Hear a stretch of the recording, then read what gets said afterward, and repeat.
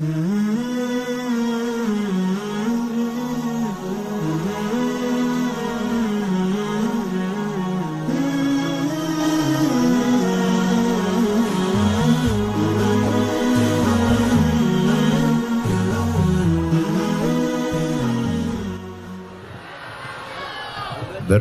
kepada Allah dengan mengucapkan Alhamdulillahi Rabbil Alamin. Berselawat kepada Rasulullah dengan ucapan Allahumma salli ala Sayyidina Muhammad wa ala ali Sayyidina Muhammad. Apa kabar bapak-bapak, ibu-ibu, sehat? Ini yang datang tadi sore atau lain personil? Yang datang sore tadi datang lagi malam ini dapat pahala 2 kali lipat. Yang tadi sore tak datang mengirimkan perwakilan, malam ini datang langsung dapat 1,5. Yang paling banyak pahalanya yang paling besar ikhlasnya kepada Allah. Dia bukan ustadz, dia tidak LCMA, dia tidak pernah di Kairo, tapi hatinya bersih. Melangkah dia karena Allah. Bismillahi tawakkaltu ala Allah, la haula wala quwata illa billah. Mudah-mudahan kita semua dijadikan Allah hamba-hamba yang ikhlas insyaallah. ASN dulu PNS, 10 tahun lagi entah apa lagi namanya. Selalu dijadikan orang sebagai standar keberhasilan. Anakmu di mana sekarang? Anakku di kantor bupati. Udah PNS apa belum? Anakku sedang dipinang orang. Siapa calon menantunya? Itu udah PNS apa belum? Selalu dijadikan kalau PNS berarti berhasil. Kalau tak PNS berarti tidak berhasil. Ini standar yang salah. Betul?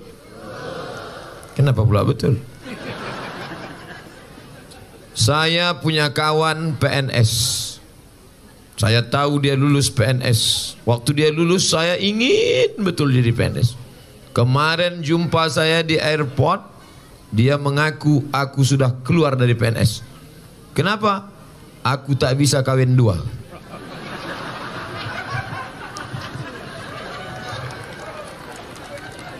Jumpa saya, dibawanya istrinya.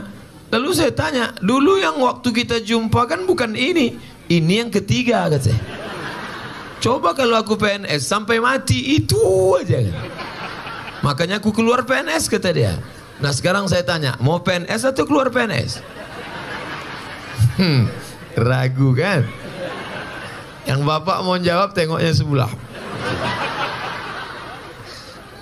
Mau PNS mau tidak PNS yang penting halal.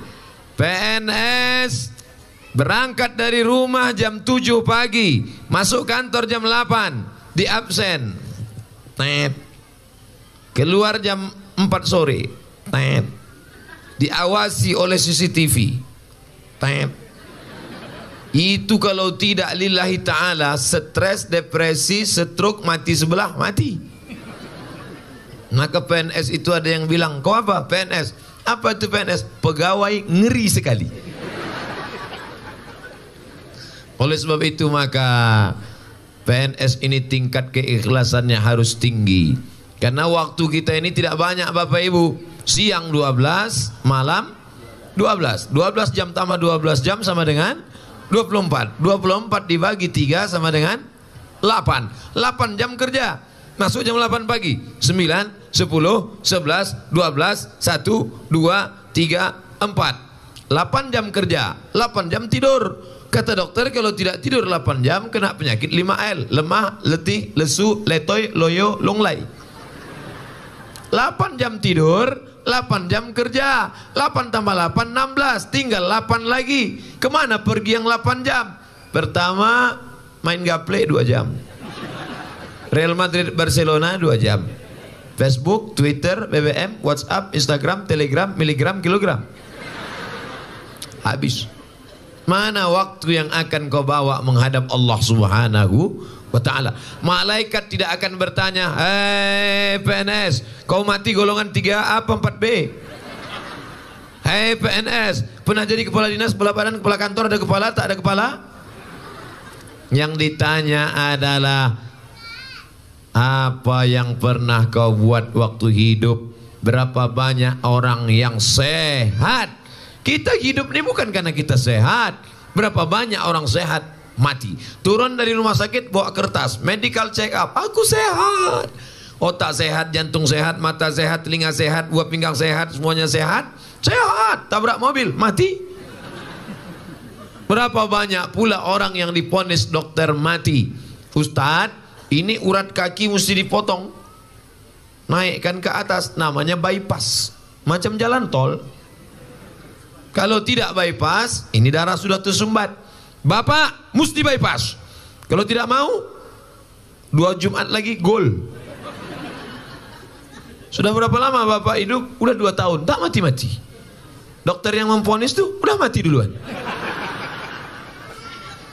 Allazi khalaqal mauta, Allah yang menciptakan mati, wal hayata, Allah yang menciptakan hidup. Untuk apa Allah buat kita hidup sampai malam ini?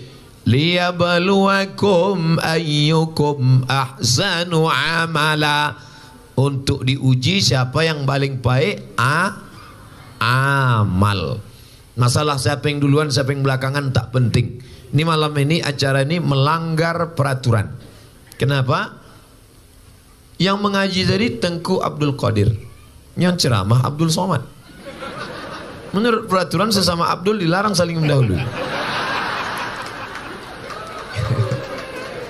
Tapi karena sudah peraturannya dibuat oleh protokol, susunan yang pertama yang membaca Al-Quran. Boleh saya melawan?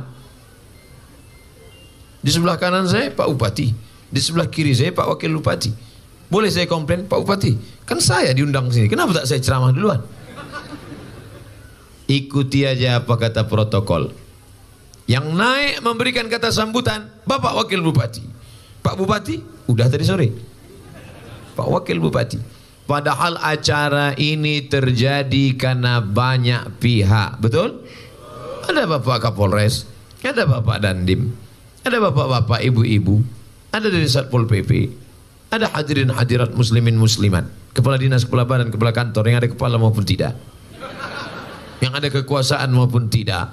Tapi yang naik ke atas ini hanya 4 saja. Yang pertama protokol, yang kedua qari baca Quran, yang ketiga Bapak Wakil Bupati, yang keempat Ustadz Somad. Ustadz Somad punya waktu 90 menit, 60 menit tausiah, 90 menit tanya jawab, habis itu baca doa, habis itu pulang. Ada makan bersama di rumah masing-masing. Saudaraku yang dimuliakan Allah Subhanahu wa taala. Biasanya kalau saya mau pengajian ada orang ngasih kertas. Biasanya kalau ngasih kertas itu pertanyaan. Kita baca dulu. Hamba Allah ada lokasi untuk sekolah tahfiz Quran 3 hektar. Tadi sore 1/2 hektar. Seumur-umur hidup saya ceramah, dari pulang Maroko tahun 2008 sampai 2018, baru inilah satu pengajian ada orang wakaf tanah sampai 2 kali. Baru ini pula dapat jaket sampai 2 kali. Tadi sore jaket Yamaha, malam ini jaket 1000 hafiz Quran. Masya Allah, sampai mati saya ingat. Kita kalau ceramah sana, ceramah sini, ceramah banyak lupa. Ustaz ini di mana? Aduh aku tak ingat. Ini di mana? Aku tak ingat. Tapi di sini insya Allah, Ustaz ingat tak dulu di ceramah waktu di Aceh? Di mana yang paling ingat? Itu yang ada ngasih wakaf 2 kali. 1/2 hektar, 3 hektar. Inilah yang akan kekal abadi, baik PNS mau tidak PNS. PNS, berapa lama kerja PNS? Lulus PNS umur 25, meninggal umur 65, 35, 45, 55, 65. Tapi 63 Pak Ustaz, biar mudah ngitungnya saya buat 65. 40 tahun kau kerja, pergi pagi pulang petang, bangun tidur kerja, kerja, stroke mati. Kerja, makan kambing akikah, diabetes mellitus mati. Yang kau bawa mati itu apa? Kalau sempat engkau menolong orang. Saya tak bisa Pak Ustadz nolong. Saya pun PNS, gaji pas-pasan. Ini dipotong untuk bank, ini dipotong untuk anak. Ini kredit mobil, ini kredit rumah. Ini satu-satunya yang lunas di rumah itu bini dia aja. Yang lain tuh kredit semua. Orang detak jantungnya normal. Orang yang banyak kredit itu detak jantungnya hidup susah. Sudahlah gaji pas-pasan, tanggungan banyak, dunia melarat, akhirat sengsara. Mau dapat apa lagi? Maka sudahlah, dunia ini tidak terlalu senang. Paling tidak kita dapat Rabbana atina fid dunya wa fil akhirati. Makanya kalau tawaf itu subhanallah walhamdulillah wala ilaha illallah wallahu akbar, subhanallah walhamdulillah wala ilaha illallah. Tapi dari rukun Yamani, tiang Ka'bah, sampai ke Hajar Aswad doanya berubah. Rabbana atina fid dunya hasanah wa fil akhirati hasanah wa qina azabannar. Ada bapak-bapak satu lain doanya. Rabbana atina fid dunya hasanah wa fil akhirati Fatimah. Kenapa lain doa bapak? Rupanya bini pertama Hasanah, yang kedua Fatimah. Kalau kau sebut Hasanah 2 kali, marah Fatimah. Itulah pentingnya kalau berdoa itu kita paham, ngerti si doa. Apalagi nanti malam sholat tahajud ibu sama bapak. Bapak itu berdoa, ibu jangan asik main amin-amin aja. Amin, amin. Nanti kejadian baru tahu. Bapak Ibu yang dimuliakan Allah Subhanahu wa taala. Tapi itulah enaknya PNS. PNS jangan takut, jangan cemas. PNS tidak akan bisa beristri 2 sebelum ada surat izin istri gimana? Udah agak tenang kan? Tenang, jangan takut, jangan cemas. Tapi masalahnya nikah ini ada pula yang tak berbunyi. Namanya nikah sih. Jangan mau nikah siri.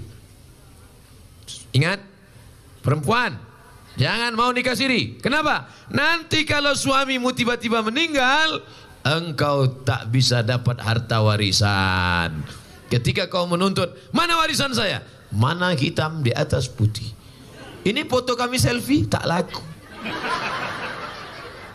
2, setelah akad nikah, suamimu pergi, engkau tak bisa menggugat ke pengadilan.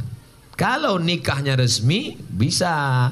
Kenapa? Karena selesai akad nikah, suami membaca sirat ta'liq. Jika saya tinggalkan istri saya 3 bulan lamanya, tidak memberikan nafkah zahir dan batin, atau menyakiti fisiknya, atau berselingkuh, atau melarikan bini tetangga, atau tak balik-balik, lalu itu tambahan dari saya, tak ada. Lalu dia melapor ke pengadilan agama, maka hakim menjatuhkan talak 1, maka jatuhlah talak 1 kepadanya. Ini banyak perempuan yang tak ingat ketika suaminya baca sirat ta'liq. Ustaz, suami saya tidak ngasih nafkah saya sudah 2 tahun. Apakah saya ini masih istrinya? Masih. Lalu bagaimana saya caranya lepas? Gugat ke pengadilan. Dulu kan udah baca sirat ta'liq. Gara-gara apa? Waktu suami baca sirat ta'liq dia tak dengar, asyik foto.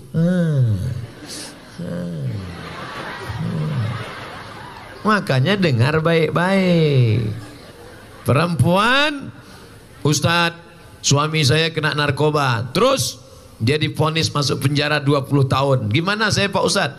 Kau bisa gugat ke pengadilan, tapi saya cinta Pak Ustadz. Makanlah cinta itu.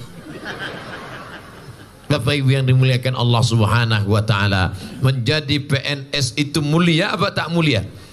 Mulia. 1 hari berapa orang yang diurusnya? Datang orang ngurus apa? Akte kelahiran. Datang orang ngurus apa? Surat keterangan sehat. Datang orang ngurus apa? Surat keterangan berkelaku baik. Datang orang ngurus apa? Surat mau mati. Datang orang surat apa? Ngurus surat tanah. Maka dalam hadis dikatakan, Man yassara an mu'sirin, siapa yang melepaskan kesulitan orang di dunia, yassarallahu anhu yaumal qiyamah, maka dia akan dimudahkan Allah urusan di akhirat. Mudahan PNS-PNS kita semuanya memudahkan urusan orang. Karena ada juga PNS ini kalau bisa dipersulit, ngapa dipermudah? Makanya Nabi Muhammad SAW stempelnya itu diletakkannya di kelingking. Stempel Nabi di kelingking. Kalau ada surat, ya Rasulullah ini ada surat. Ini ada surat. Orang sekarang stempel diletakkan dalam kotak. Kotaknya dikunci. Dimasukkan dalam laci, lacinya dikunci. Masukkan dalam lemari, lemarinya dikunci. Masukkan dalam kamar, kamarnya dikunci. Masukkan dalam rumah, rumahnya dikunci. Kuncinya hilang. Makanya bapak-bapak buat stempel di cincin, letakkan di kelingking. Kalau ada orang mau urusan, jumpa di lampu merah pun bisa. Pak, ini ada urusan. Tapi baca dulu. Tak baca asal tangkap KPK. Oleh sebab itu maka ini penting. Kalau mau beramal soleh, jadilah PNS. Betul? Banyak yang tak setuju. Betul gitu. PNS menjadi pegawai abdi negara. Tapi kalau PNS yang berkhianat, minta ampunnya kepada 97.000 orang. Ustaz dari mana itu? Jumlah penduduk Gayo Luas. Gayo Luas ini penduduknya 97.000. Kalau tak percaya, hitunglah sendiri. Siapa yang curang? Kantor masuk jam 8, masuk dia 8.30, 30 menit makan duit haram. Minta izinnya ke 97.000 penduduk Gayo Luas. Carilah di akhirat nanti. Di padang mahsyar berkumpul sejak zaman Nabi Adam sampai Adam Smith. Adam, Idris, Nuh, Soleh, Ilyas, Ilasa. Sedang di padang mahsyar berkumpul kita semua. Di mana mau mencari orang? Di padang panjang aja payah jumpa. Di padang mahsyar. 97.000 orang, Pak, yang akan kau minta maaf. Kenapa? APBD, uang belanja daerah, kabupaten, itu milik 97.000 orang. Memangnya bisa kau masuk surga karena sholatmu? Sholat, puasa, itulah yang dikatakan Nabi. Ada nanti orang di akhirat masuk neraka, jumpa Allah pada hari kiamat. Yati bi sholatin, sholatnya banyak. Sholat duha, sholat witir, sholat tahajud, sholat qobliyah, sholat ba'diyah, sholat isyraq, sholat zuhur, sholat asar, sholat maghrib, sholat jumat, idul fitri, idul adha, sholat hajat. Banyak lagi. Sholatnya banyak, puasanya banyak. Senin Kamis, Ayamul Bait, Asyura, Ramadan, Qadha, 6 hari bulan Syawal. Zakatnya banyak, tapi ternyata menzolimi orang banyak. Insya Allah saya banyak juga saya zolimi nih. Bayangkan orang sebanyak ini kalau sampai dia tersinggung. Tadi sore saya ceramah 70 menit, malam ini 90 menit. Apakah bapak ibu tersinggung mendengar ceramah saya? Nah, selesai. Makanya kita selalu minta maaf. Assalamualaikum warahmatullahi. Assalamualaikum warahmatullahi. Sehat Pak TNI, sehat Pak Polri. Itu minta maaf itu. Insya Allah kalau sholat dia selalu minta maaf, selesai. Jumpa saya, Assalamualaikum Pak Bupati, Assalamualaikum Pak Wabub, Assalamualaikum Pak Kadis, Assalamualaikum Pak Sekda, Assalamualaikum Pak Kapolres, Assalamualaikum Pak Dandim, Assalamualaikum Pak banyak bapak-bapak. Ibu-ibu tak ada. Alhamdulillah selama di sini tak ada salaman sama ibu-ibu. Tak ada satupun ibu-ibu ini yang mau salaman sama saya. Kenapa? Karena orang Gayo Luas, orang yang sudah mengaji, haram menyentuh tangan perempuan yang tidak mahram. Selama di sini tak ada perempuan yang mengulurkan tangan. Di tempat lain, Ustaz, dia tak apa-apa, kita yang berat. Pak, saya pakai jurus. Astagfirullah.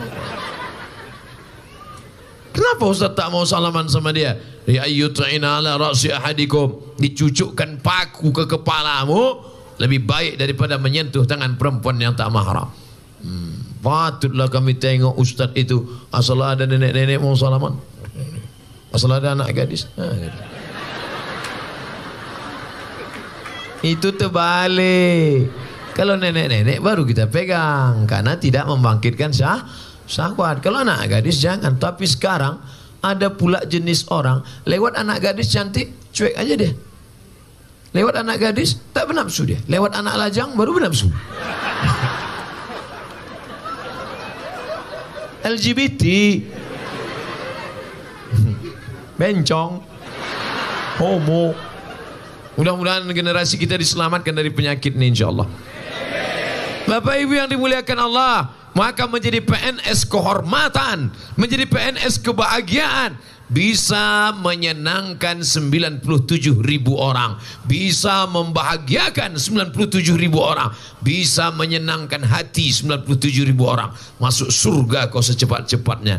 Tapi kalau kau persulit, kau persusah, kau aniaya, di akhirat kau cari mereka minta maaf, solatmu habis diambilnya. Ya'ti yaumal qiyamati bi solatin. Ada orang yang datang menghadap Allah bawa pahala solat, bawa pahala zakat, bawa pahala haji, bawa pahala infak, bawa pahala sedekah. Solatnya diambil orang yang dia aniaya, puasanya diambil orang yang dia zolimi, zakatnya diambil orang yang dia sakiti. Amalnya sudah habis, yang ngantri masih panjang, 15 kecamatan. Gimana ini? Akhirnya dosa orang itu pula ditimpakan kepada dia. Lalu apa kata Nabi? Turiha fin nar, masuk neraka jahanam. Inilah orang masuk neraka bukan karena berzina, masuk neraka bukan karena khamar, masuk neraka bukan karena syirik, masuk neraka karena zolim, aniaya. Saya sedang mengurus surat di kantor ini. Saya tidak pakai peci, tidak pakai baju koko, pakai kemeja, rambut biasalah, rambut anak-anak muda. Saya ngantri berdiri. Mereka tak tahu saya ustaz. Saya kalau tak pakai baju ustaz disangka orang mahasiswa semester 7. Lama saya tegak berdiri. Udah sampai dekat, saya penasaran kenapa lama betul urusan ini. Udah sampai dekat pintu, saya intip samping. Rupanya pegawai itu sedang menembak musuh yang tak mati-mati.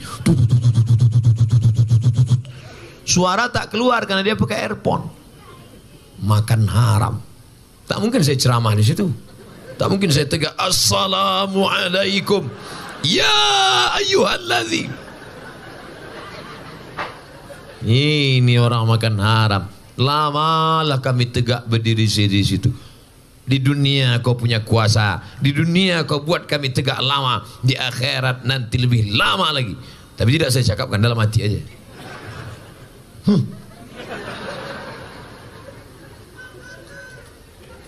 Razia Satpol PP di mall. Satpol PP razia pegawai. Kenapa? Karena ternyata pegawai pergi kemana-mana, padahal dia dari mulai pagi jam 8 sampai jam 4 sore 8 jam dibiayai negara. PNS itu batuknya jadi tanggung negara. Negara. Anak pertama ditanggung negara, anak kedua ditanggung negara, anak ketiga tak jelas. Karena negara tak sanggup lagi. Menikah, bini dapat uang tunjangan, dapat uang tunjangan. Dulu namanya uang tunjangan aja, sekarang ditambah lagi uang tunjang, uang sifat, uang sikut, uang sundul. Ustadz Somad, iya Pak, kami sedang sarapan pagi nih makan lontong. Ustadz Somad, ya itu bapak itu pegawai itu, iya Pak, pernah kami bawakan duit 1 koper. Kami tahu anaknya sedang kuliah di luar negeri, dia perlu duit banyak. Kami datang ke rumahnya, Pak, ini duit 1 koper untuk bapak, tapi lakukan gini. Tidak, aku tak ingin mengasih duit haram kepada anak-anakku. Begitulah PNS, orangnya ada, tak boleh sebut nama, menjaga kode etik jurnalistik. Ternyata PNS yang istiqomah ini, mudah-mudahan PNS kita istiqomah insyaallah. Bapak Ibu yang dimuliakan Allah, andai dia mau diambilnya duit 1 koper, Mumpung. Karena sekarang banyak orang ketika ditawari begitu, orang yang ditawari tidak mau, dulu disebut orang itu takwa, takut sama Allah. Orang sekarang kalau ditanya, tadi ada orang nawari aku, pulang dia sama istrinya, dia tanya, Adinda, oh my dear, my darling, buah hati belayan jiwa, tadi di kantor ada orang nawari duit sekoper. Terus apa kata abang? Aku tak ingin membawa duit haram. Abang bodoh. Kenapa tak abang bawa balik? Tapi itu haram Adinda. Keluarkan 2,5%, kan jadi halal. Tahu pula dia menghalalkannya. Bayangkan kalau duit haram itu dibelikan ke beras, beras masuk ke rice cooker menjadi, tengok dulu kalau lupa mencolokkannya. Kawan kami pernah waktu di Mesir dulu kuliah, masukkan beras dalam rice cooker, menunggu puasa. Allahu Akbar, Allahu Akbar, Allah malakasumtu, buka air. Beras masuk rice cooker menjadi nasi. Nasi disuap masuk ke mulut. Allahumma barik lana fima razaqtana wa qina azabannar. Yummy. Piring sepiring nasi masuk ke mulut berubah menjadi setetes darah. Itu sepiring nasi yang kau kunyah itu, nak. Itu jadi setetes darah. Setetes darah masuk ke jantung. Jantung inilah yang menyemburkan darah naik ke otak. Coba rasa jantung sebelah kiri, berdegup apa tidak? Berdegup? Kalau tidak kasih tahu. Biar tahu kami mencarikan kain kapannya. Setetes darah dari sepiring nasi masuk ke jantung, dari jantung menyembur naik ke otak. Ternyata darah setetes tadi darah haram. Masuk ke jantung menyembur naik ke otak. Otakmu menjadi hitam. Ayatnya semua bapak ibu hafal. Nasiyatin kazibatin khati'ah. Ubun-ubun, penipu, pembohong, pelaku dosa. Yang berdosakan kaki, yang berdosakan tangan, yang berdosakan mata. Mata, tangan dan kaki diperintah oleh otak. Makanya kalau oksigen kurang naik ke otak, itulah yang disebut dengan stroke ringan mati sebelah. Na'uzu. Mudah-mudahan yang kena sehat insyaallah, amin. Kalau dia tobat, kalau tak tobat mampus di situ. Janganlah Pak Ustadz, kasar sekali Ustadz ini. Allahumma hdi qaumana, berikanlah hidayah kepada saudara-saudara kami ya Allah. Mereka berbuat jahat itu karena tak tahu ya Allah, tapi ada juga yang tak mau tahu ya Allah. Setetes darah, anakku ini Pak Ustadz sudah kumasukkan ke pesantren, lari. Sudah kuletakkan pesantren, kabur. Sudah kusekolahkan agama, cabut. Jahat anakku ini. Anakmu jahatnya 30%. Yang jahat adalah engkau 70%. Karena engkau menyuapkan duit haram ke mulut anak-anakmu. Lalu duit haram berubah menjadi darah hitam. Darah hitam masuk ke otak. Akhirnya Allah sayang, tak nampak tertulis di keningnya. Andai tertulis di keningnya tertulis haram. Mari kita jaga. Yang sudah sempat masuk macam mana Pak Ustadz? Banyak-banyak puasa sunat. Banyak-banyak puasa sunat. Mudah-mudahan hilang dia. Saking banyaknya hilang sama orangnya sekalian. Ayyuma lahmin, setiap daging di badan, nabata min haramin. Kau makan sepiring lontong sayur, janganlah lontong terus Pak Ustadz. Nasi uduk, jangan nasi uduk Pak Ustadz. Nasi lemak, nasi rendang atau serahlah apapun namanya. Ayam penyet, ayam patah, ayam pop, ayam sungsang, ayam mati. Sepiring semangkok sebungkus berubah menjadi setetes darah, darah menjadi daging, daging membalut tulang. Ayyuma lahmin, setiap daging, nabata min haramin, tumbuh dari yang haram. Fannaru aulabi, tempatnya neraka jahanam. Setetes darah masuk ke daging, berubah menjadi daging, membalut tulang belulang, ditimbang di akhirat. Abdul Somad, berat engkau 50 kilo, yang halal 20 saja. Yang 30 haram. Panas neraka itu Pak Ustadz, panas. Berapa derajat Celcius Pak Ustadz? Diletakkan kerikilnya di tapak kaki, mendidih otak di kepalamu. Berapa derajat tuh Pak Ustadz? Udah begitu jawabannya, nanya derajat juga dia lagi. Meletup-letup Celcius Fahrenheit. Diletakkan kerikil di tapak kaki, mendidih otakmu di kepala. Makanya kita tiap hari berdoa, Allahumma ajirna minan nar, Allahumma ajirna minan nar, Allahumma ajirna minan nar, Allahumma ajirna minan nar. Jangan kasih anak bini makan haram. Anak berdoa di rumah, ya Allah sehatkan ayah, ya Allah. Bini berdoa di rumah, sehatkan suamiku, panjangkan umurnya, sehatkan dia ya Allah. Tapi doa mereka tak dikabulkan Allah. Kenapa tak dikabulkan Allah? Mat'amuhu haram, makanannya haram. Tak pernah dia makan haram Pak Ustaz. Yang dimakannya udang. Kenapa Ustaz tiba-tiba ingat udang? Tadi saya makan udang. Tapi bukan berarti udang itu haram. Yang dimakannya kepiting Pak Ustadz, halal. Yang dimakannya durian Pak Ustadz, halal. Kemarin saya ceramah, semuanya makanan yang menakutkan. Kepiting, kolesterol. Udang, kolesterol. Sotong, kolesterol. Yang paling hebat kolesterolnya telur puyuh. Itu yang saya makan tadi banyak-banyak. Habis itu dikasih pula saya makan durian kemarin, dibakar. Malam ini mau dikasih juga, cuman habis ceramah. Takut Pak Bupati kalau dikasih sebelum ceramah berkunang-kunang mati. Siapa tanggung jawab? Ustadz Fadil, Ketua Ikatan Alumni Timur Tengah. Nauzubillah. Ustadz nggak takut mati. Apa yang ditakutkan? Mati. Semua kita akan mati. Yang ditakutkan itu apa amal yang akan kita bawa Nanti kalau kita mati yang mandikan siapa Pak Ustaz? Apa yang kita pikirkan? Tak usah kita pikirkan, pasti ada yang memandikan kita. Yang jadi masalah yang mandikan anak kita atau anak Kalau anak kita yang mandikan, diambilnya air, tidak disiramnya kita macam menyiram sampah, tapi disiramnya ke tangannya, diambilnya air, disiramnya ke tangan.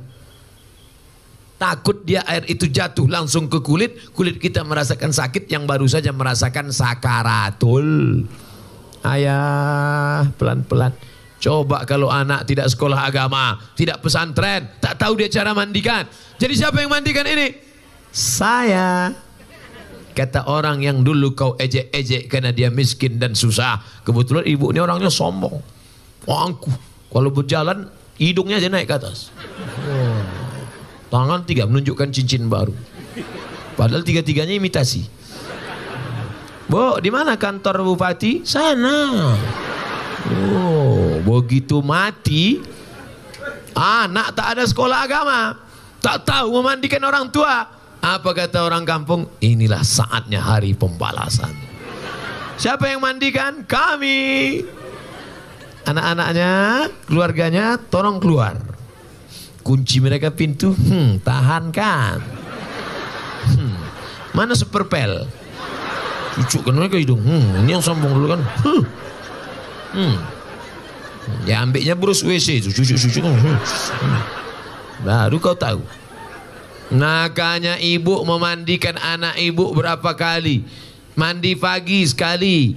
Siang nanti mulutnya kena coklat hitam-hitam, mandi lagi. Sore main paret dia, mandi lagi. Habis itu main-main berkeringat bau dia, mandi lagi. Ibu mandikan anak 1 hari 5 kali. Setahun 360 kali 5, 5 kali 3, 1500 kali ibu mandikan.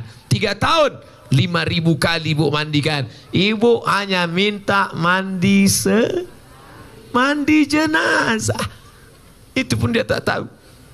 Bapak berapa kali mencarikan nafkah, melepuh kulit. Bapak minta solatkan sama dia cuman sekali. Solat jenazah. Yang paling afdol jadi imam adalah anak. Mana anaknya? Anak sembunyi di belakang. Mencret dia. Tak tahu. Dipaksa orang maju juga ke depan. Ditolak orang. Allahu Akbar. Allahu Akbar. Kenapa kau ruku solat jenazah tadi? Itu ayahmu kan mati solat jenazah, kenapa kau ruku? Banyak kali dosa ayahku kata. Bapak Ibu yang dimuliakan Allah Subhanahu wa taala. Maka yang haram haram kau makanlah yang haram itu sampai masanya nanti. Tapi kasihan sekali anak yang hijau-hijau ini. Lidah mereka bersih, tiap pagi tiap petang berdoa, Allahumma hadina fi man hadait wa afina fi man afait. Tapi apalah arti doa? Apa kata Nabi? Mat'amuhu haram, makanannya haram. Oh kalau gitu tak usah belikan makanan, teh botol aja. Masrabuhu haram, minumannya haram. Oh kalau gitu tak jadilah beli minuman Pak Ustaz, beli baju jaket aja lah. Malbasuhu haram, pakaiannya haram. Oh kalau gitu tak usahlah belikan pakaian, kasihkan aja ke orang. Wa ghuziya bil haram, ada orang-orang yang kau suap makanan haram. Makanan haram, makanan haram. Di antara yang menyebabkan makanan haram adalah riba. Beruntung menjadi orang Aceh. Kenapa? Karena bank pertama BPD, Bank Pembangunan Daerah, yang berubah menjadi syariah adalah Bank Aceh Syariah. Allahu Akbar. Hai gubernur-gubernur. Mana ada gubernur di situ Pak Ustaz? Mana tahu dia nonton acara ini? Hai gubernur-gubernur, kalau kalian mau dapat amal jariah tak putus walaupun kalian sudah mati, maka robah bank daerah kalian menjadi bank syariah macam Bank Aceh dan Nusa Tenggara Barat. Hai bupati-bupati wali kota, kalian pemegang saham setiap kabupaten, maka kalau kalian mau dapat amal yang tak putus, akhirnya selamatlah. Mungkin di daerah yang lain tak bisa dia, Pak Ustadz, saya sebetulnya sudah lama mau beralih ke bank syariah, tapi tak bisa, karena di kampung kami tak ada bank syariah. Orang Aceh tidak ada alasan, karena satu provinsi ada Bank Aceh Syariah. Beralihlah ke Bank Aceh Syariah. Kapan? Jangan malam ini, kantor tutup. Besok buka kan? Besok hari Jumat 1 Rabiul Awal. Ingat Maulid Nabi, ingat hari Jumat, Sayyidul Ayyam. Ganti, beroleh dari bank konvensional berganti kepada bank syariah. Selamat kau dari riba. Alladzina ya'kuluna riba, orang yang makan riba, la yaqumuna illa kama yaqumul ladzi yatakhabbathu syaitanu minal mas. Bangkit dari kubur nanti macam orang kerasukan setan. Tahu kerasukan setan? Kesambat kata orang Jawa. Kerasukan setan. Nanti Bapak Ibu tengok dia bangkit dari kubur. Ini yang kata Ustaz Somad dulu. Makan riba. Rupanya dia pun nengok kita. Kau lebih parah pula dari aku lagi gitu. Ustaz, kami tak tinggal di Aceh Ustaz. Kami di daerah luar Aceh. Kami tak punya bank syariah. Jadi duit kami paksa kami simpan di bank. Kenapa tak kau simpan di rumah? Takut Pak Ustaz. Kau takut pencuri? Enggak. Terus biniku.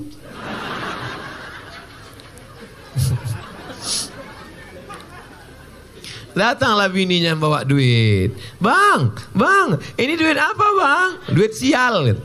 Kenapa sial? Udah kusuruhkan dapat kau juga.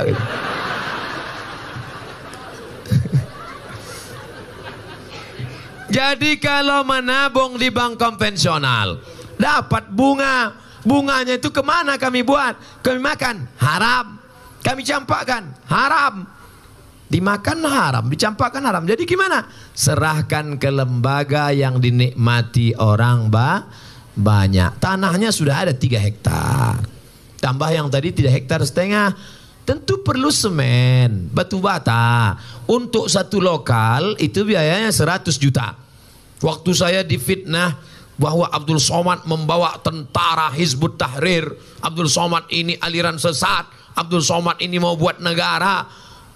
Rupanya orang yang difitnah ini mengatakan, gara-gara kami Ustaz tak jadi ceramah, ini 100 juta Pak Ustaz. Kata saya, untuk apa saya lah duit banyak-banyak? Anak saya 1 orang, bukan banyak. Hidup ini kalau banyak-banyak duit ini untuk apa? Jadi 100 juta ini kita buat untuk MDA. Berapa satu lokal? 100 juta. Pam, satu lokal. Nah, buat. Nanti yang ada, ini sudah siap. Buat satu lokal. Bayangkan satu lokal mengaji anak-anak di situ baca Quran. Besok Bapak pergi cari mana tanah wakaf ini, berapa lokal perlu, berapa semen, berapa batu bata, berapa kosen, berapa tukang. Bapak mau bantu? Enggak, mau nanya aja. Tolonglah. Itulah yang menolong. Maka yang punya tabungan-tabungan banyak itu, kalau dapat bunga, bunganya untuk kepentingan umum. Umat punya juga. Saudara yang dimuliakan Allah. Tapi kami di Aceh ini Pak Ustadz, kami tidak menabung di bank konvensional. Bagaimana? Keluarkan zakat. Keluarkan zakat 2,5%. Bayarkan ke Basnas. Bapak yang punya duit 100 juta, itu zakatnya 2,5%. Berapa itu? Memang kalau cerita duit ini banyak yang lupa ya. Kalau 100 juta zakatnya 2,5 juta. Ingat itu. Kalau 100 juta zakatnya 2,5 juta. Insya Allah bapak-bapak ibu-ibu punya duit 100 juta. Banyak yang tak yakin. Kenapa tak yakin? Insya Allah bapak ibu punya duit 100 juta. Amin. Keluarkan zakatnya 2,5%, 2,5 juta. Kalau tak kami keluarkan Pak Ustadz, saya tak tahu. Bukan saya dukun. Andai bapak tak keluarkan, saya tidak tahu, saya tidak akan cek, saya tidak akan tanya. Tapi ingat, ada dia yang maha tahu. Siapa dia? La ta'khudhuhu sinatun wala naum. Saya bukan mau nakut-nakuti, tidak. Yang tidak berzakat, duit itu akan keluar dengan caranya sendiri. Ini kisah nyata nih Bapak Ibu, true story. Kawan saya petugas amil zakat, datang ke rumah orang kaya. Assalamualaikum Pak Haji. Waalaikumsalam. Nampaknya Pak Haji ini kaya, rumahnya besar, mobilnya besar, bininya besar. Jadi maksud kami, Bapak mungkin susah mau menyalurkan zakat, kami bisa. Silakan bayar ke kantor kami atau bayar di sini bisa juga. Apa kata dia? Kalian nampak saja saya kaya, utang saya masih banyak. Ini rumah saya ini 5 miliar. Ini mobil saya ini 2 miliar. Jadi Bapak tak bayar? Oh tidak. Oke lagi gitu Pak Haji. Mereka balik. Tak sampai setahun Bapak ini datang ke kantor. Itu Pak Haji yang kemarin. Iya. Alhamdulillah sudah terbuka pintu hidayah. Silakan masuk Pak. Bapak mau bayar zakat? Enggak. Ada enggak zakat untuk saya? Kisah nyata, true story. Mau jumpai orangnya, bisa saya jumpakan dengan petugas kawan saya, sama-sama alumni Mesir. Begitulah kalau Allah mau mengambil, maka hati-hati. Pergi ke kantor ATM, mau ambil duit. Begitu keluar dari ATM, datang orang menepuk bahu dari belakang. Tatap mata saya, tatap mata saya. Berapa pin Anda? Langsung keluar, hilang. Tak ada angin, tak ada hujan, tiba-tiba lutut sakit. Dikusuk, makin sakit. Dicucuk pakai jarum, akupunktur, makin sakit. Tak mempan pakai jarum, pakai paku payung, makin sakit. Nah, akhirnya dibawa ke dokter di Singapura. Dokter Cina pakai martel kecil aja, pukulnya lutut. Ayah, lapuklah lama pakai.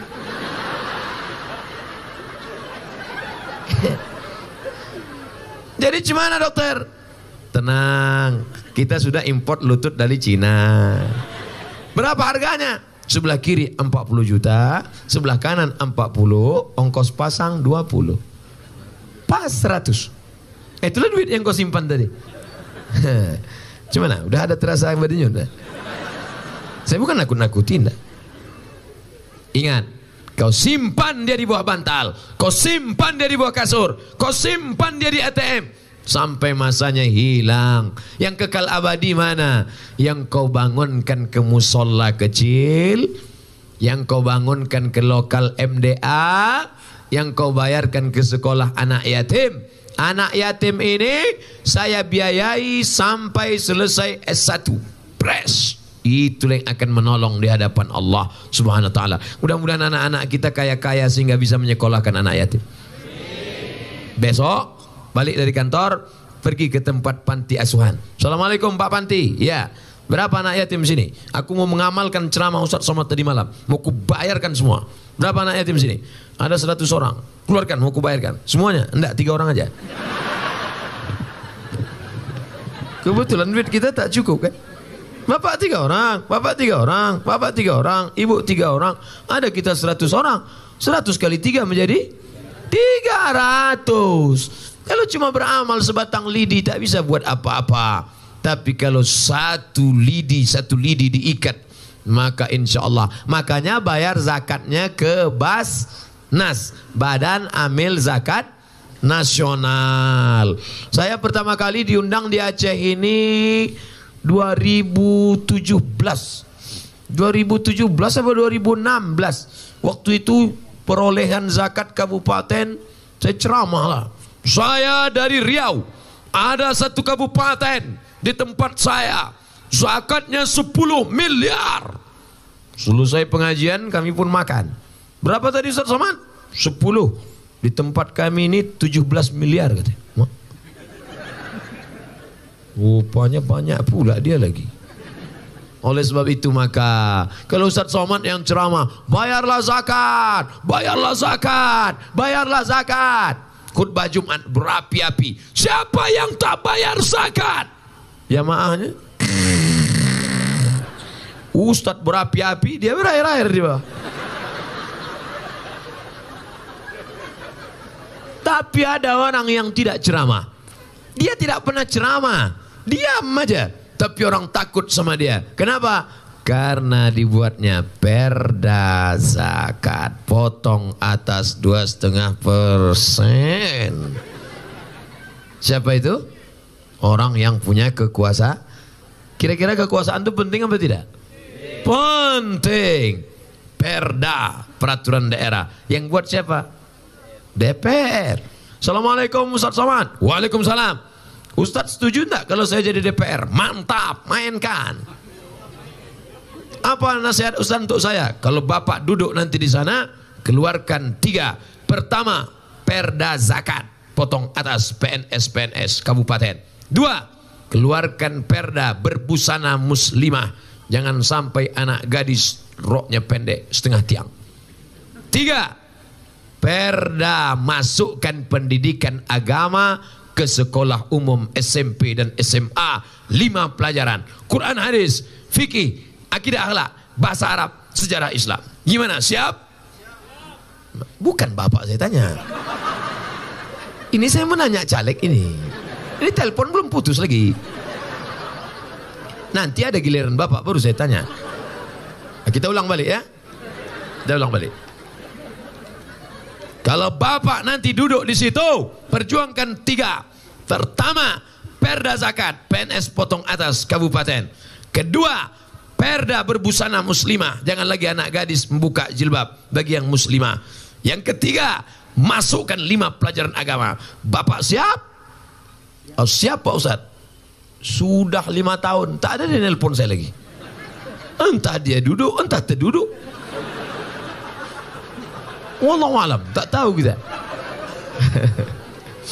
Bapak Ibu yang dimuliakan Allah Subhanahu wa taala, itu bagi yang mencalonkan. Adapun bagi yang memilih, siap memilih caleg-caleg yang menyolong agama Allah? Ah, itu baru untuk yang ini. Kalau kau sanggup, calonkan dirimu. Kalau kau tak sanggup, kau mencucuk aja. Tanggal 17 nanti, cucuk. Cus. Ibu-ibu tak usah pakai paku, ambil tusuk konde. Tusuk. Inna sama, telinga, dengar baik-baik. Ini orang ini siapa dia? Latar belakangnya apa? Peduli tidak dia pada agama? Wal basar, pandang baik-baik, tengok mukanya. Ada tak tanda-tanda menipu mukanya? Dari mana kita tahu dia menipu? Tidak, tengok balehonya, tengok mukanya. Kalau balehonya putih, mukanya hitam, pembohong itu.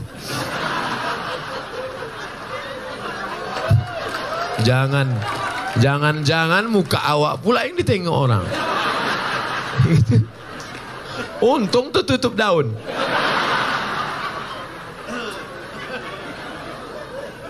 Gunakan telinga, dengar baik-baik. Gunakan mata, pandang tengok baik-baik. Tapi mata menipu, betul? Mata menipu. Berapa kali kita tengok perempuan mukanya putih, tangan hitam. Dari jauh cantik, begitu dekat macam aspal lah. Rupanya bedak keli 2 inci. Nah, ada satu yang tak bisa ditipu saudaraku. Apa dia? Hati nur. Nur. Hati yang diterangi cahaya. Makanya doa solat tahajud. Allahumma ja'al fi qalbi nura. Wa fi sam'i nura. Wa fi basari nura. Jadikan di hatiku cahaya, maka akan bercahaya. Kenapa ibu itu mengamuk? Oh, mereka minta bapak duduk karena mereka terhalang di belakang. Orang tu mau menengok. Ustadz Somad tu ada tak di alam nyata? Kami asyik menengok dia di YouTube aja. Pas ditengoknya, jauh lebih muda ternyata. Sebetulnya muda tak muda ini karena pengaruh baju ini juga. Selama ini pakai baju putih aja. Malam ini dikasih baju kuning, lengkap dengan hijau, merah, lengkap semuanya. Masya Allah, tabarakallah. Udah. Bapak Ibu yang dimuliakan Allah Subhanahu wa taala, maka menjadi kehormatan luar biasa. Bapak Ibu kalau menjadi PNS, alhamdulillah. Tidak PNS, rezeki tak berpintu, betul? Saya waktu ikut tes PNS, saya tes PNS. Pak, ya, ini formasinya apa? Penyuluh. Penyuluh. Saya sangka nyuluh durian. Penyuluh apa? Penyuluh agama Islam.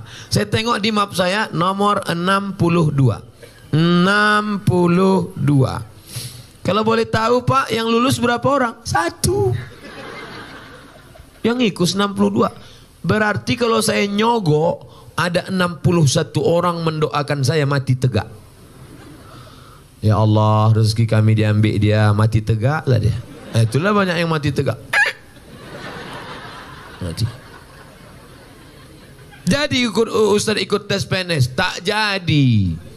Pas hari tesnya sudah lengkap semua, fotokopi, KTP, kartu keluarga semua.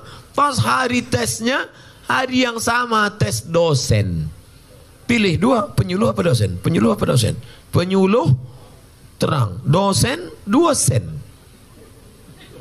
Dosen. Tapi kita S2, tanggunglah penyuluh. Saya ikut tes dosen. Tes. Pas hari terakhir lulus tak lulus. Saya tanya emak saya, Mak, aku mau tes ini katanya orang pakai backing, pakai duit cemana? Aku tak ingin punya anak jadi makan haram. Itu pentingnya peran ibu-ibu. Ibu nanti kalau ada anak mau nyogok, panggil dia, sini kau nak. Kau ku kandung 9 bulan 10 hari di sini tempatmu. Kususukan kau 2 tahun. Meregang nyawa aku melahirkanmu. Aku tak ingin melahirkan calon penghuni neraka jahanam. Nasihat ibu luar biasa. Nasihat ustadz mungkin tak masuk ke telinganya.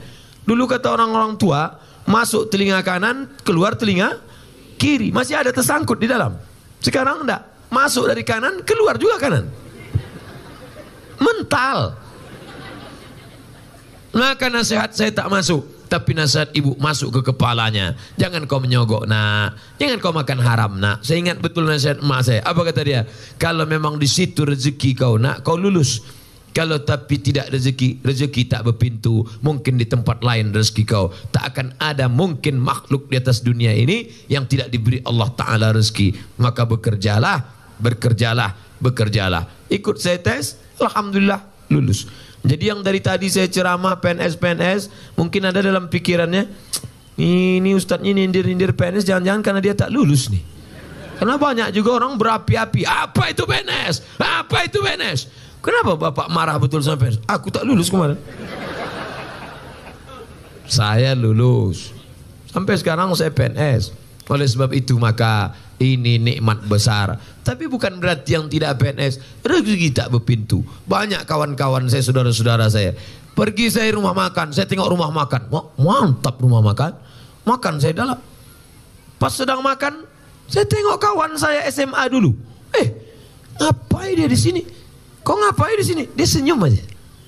Udah lama sering makan sini, dia senyum aja. Pas giliran bayar, gak usah bayar Pak, itu yang punya. Rupanya punya kawan. Saya tengok mobilnya mewah, karyawannya lebih 10 orang. Mobil saya tanya, kok punya tuyul berapa? Gimana ceritanya kau punya bisnis gini? Mat, ketika dulu kalian kuliah, aku tak bisa kuliah. Aku susah karena aku anak yatim, susah. Tapi aku mulai bisnis, rintis terus. Sekarang berhasil. Karyawannya diberangkatnya pergi umrah. Dia haji, istrinya haji, rezekinya barokah. Infak, zakat, sedekah. Bisa pula berbagi kepada anak yatim, fakir miskin. Lebih kaya pula dia daripada PNS. Itulah makanya jangan mengukur rezeki orang. Yang lulus PNS, lanjutkan. Jadikan dia sebagai lahan untuk beramal soleh. Yang tidak lulus, jangan sampai pakai dukun. Ini dukun. Oh Pak Dukun, aku sekarang mau tes, tinggal 2 lagi, tinggal interview 2 lagi. Jadi gimana caranya? Tolong kau matikan yang satu ini. Kata Pak Dukun, bisa kau ambilkan air liurnya? Bisa. Nah, akhirnya mengikuti kawan itu lah. Kapan dia meludah? Wih, kata sambil bacakan dukun itulah. Kenapa tak boleh berdukun? Karena dukun berkawan sama setan. Apa beda setan sama jin, Pak Ustadz? Nama komunitasnya jin. Jin yang jahat tuh namanya setan. Induk setan tuh namanya iblis. Setan itu terbagi 2. Ada namanya setan korin. Waktu saya lahir ada setan ikut. Itulah yang menyucuk pusat kita. Makanya kita nangis waktu lahir. Wih, wih. Ada bayi lahir ketawa? Ada bayi film hantu. Waktu bayi lahir menangis. Kenapa? Setan itu waktu lahir ikut. Pas kita mau makan dia mau ikut makan. Tapi tadi tak jadi dia ikut makan. Karena kita baca Allahumma barik lana fima razaqtana. Pas kita mau masuk kamar mandi dia mau ikut juga. Bahkan setan-setan itu streaming juga. Dihidupkannya kamera, streaming dia sama kawan-kawannya. Nah ini kawan aku sedang berak kata dia. Tapi kalau sebelum masuk kita baca doa, langkah kaki kiri, Allahumma inni a'udzubika minal khubusi wal khaba'is. Maaf cakap pada tengku-tengku alim ulama. Ketika mau berhubungan pun setan itu mau ikut juga. Tapi ketika orang Islam baca doa tak jadi dia ikut. Makanya kadang ada anak-anak itu kita tengok macam setan. Nah itu ikut setan kontribusi. Na'udzubillah. Oleh sebab itu maka ini jin yang ikut. Saya ceramah ini pun diikuti jin. Ada jin saya itu yang ikut. Kemana saya pergi ikut. Makanya nanti kalau ada di antara bapak ibu, ketika udah saya meninggal, ada nanti orang kerasukan. Assalamualaikum. Kau siapa? Aku Abdul Somad. Tapi Ustaz Abdul Somad sudah meninggal. Aku adalah rohnya. Betul nih Ustaz Somad? Sudah, iya kau napa nanya juga. Itu bukan roh saya. Itu adalah jin korin yang dulu selalu mengikuti saya. Ketika saya mati dia tetap hidup. Maka kalau ada istilah panggil roh tak ada. Ini namanya jin korin. Jin korin ini ikut sama orang. Bapak ada jinnya, saya ada, ibu ada. Tapi ada pula jin yang tak jelas kerjanya. Di bawah pokok kayu, di warung-warung kopi. Itu namanya jin non-job. Tak jelas kerjanya. Nah, ini bahaya juga dia ini.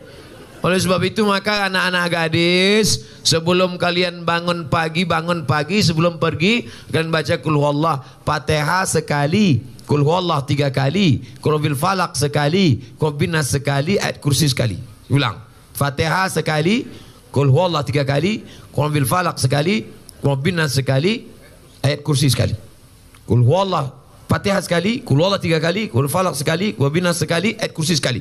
Baca pagi sama mau tidur nanti malam. Baca, diembuskan ke tapak tangan. Sapukan ke muka, ke badan, kepala. Mana tahu kalian cantik dipelet sama anak lajang. Hai adik, godain kita dong. Apa? Kau mau sama aku kucing kurap? Tui. Diambilnya air ludah, disantetnya kalian. Apalagi kalian yang lajang-lajang. Yang lajang pun bisa juga disantet. Siapa yang melajang kalian? Yang menyantet kalian? IGGI, Ikatan Janda-Janda Internasional.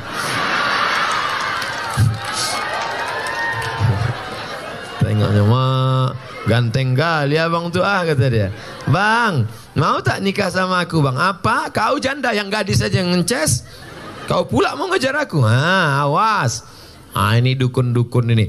Ustadz ngomong dukun nggak takut Ustadz sama dukun. Apa saya takutkan? Begini banyak orang mendoakan saya. Tengku-tengku ulama-ulama mendoakan saya. Dukun-dukun, taubatlah kalian dukun. Mak, balik nanti pas malam tidur sendiri di kamar, ngeri juga ini. Bapak Ibu yang dimuliakan Allah Subhanahu wa taala, oleh sebab itu meminta iyyaka na'budu wa iyyaka nasta'in. Kalau tak lulus boleh jadi asa antakrahu syai'a. Boleh jadi kau benci, kau tak suka, tapi sebenarnya ada hikmah di balik itu. Naik mobil dari Bandung, sampai di tengah jalan macet. Maki-maki, sumpah serapah. Kenapa lo macet? Kenapa terlambat? Kenapa supir taksi ini bodoh kali? Kenapa gini? Sampai ke airport, apa kata? Close, mohon maaf Pak, sudah terlambat. Tolonglah tiket saya hangus, tidak bisa, terlambat. Ya Allah, pesawat terbang meleleh air mata. Di menit yang ke-13, alhamdulillah. Apa pula alhamdulillah pesawat meledak? Yang tadi sumpah serapah, yang tadi mencaci maki, yang tadi menangis kenapa pesawat terlambat, ternyata ada hikmah. Coba kalau ikut tadi, mati. Makanya kita ini tak tahu entah apa yang akan terjadi di masa akan datang. Yang penting kita usaha, tawakal, doa. Berdoa, jangan berhenti berdoa. Jangan berhenti berdoa. Usaha masuk kantor, sudah. Jujur amanah, sudah. Berdoa kepada Allah. Ini banyak orang sekarang tak berdoa. Assalamualaikum warahmatullahi wabarakatuh. Assalamualaikum warahmatullahi. Kau tak berdoa? Yang lama aja belum kabul, ngapain sampah? La ilaha illallah. Doa lah, sombong. Doa, angkat tangan kepada Allah. Doa. Nanti di akhir majelis kita akan berdoa. Ceramah 3. Pertama tausiah, kedua menjawab pertanyaan, habis itu berdoa kepada Allah. Jadi saya mulai ceramah jam 9. Sekarang pas jam 10. Udah 60 menit saya ceramah. Cepat betul waktu berlalu di Gayo Lues. Nah ini surat masuk. Saya sangka tanah wakaf lagi.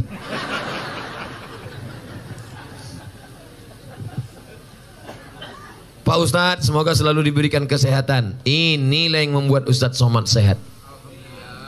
Tadi pertanyaan Ustadz Hanafi yang ketiga, apa yang membuat Ustadz sehat? Ustadz minum apa? Masih teh manis. Kenapa Ustadz sehat? Yang membuat sehat orang sebanyak ini berdoa. Ceramah di Gayo Luas 3 kali. Asar, Isya, subuh. Macam makan obat. Bayangkan berapa jamaah yang berdoa. Ya Allah, sehatkan Ustadz Somad sampai pagi Jumat ya Allah. Setelah itu terserah kabupaten lain lah.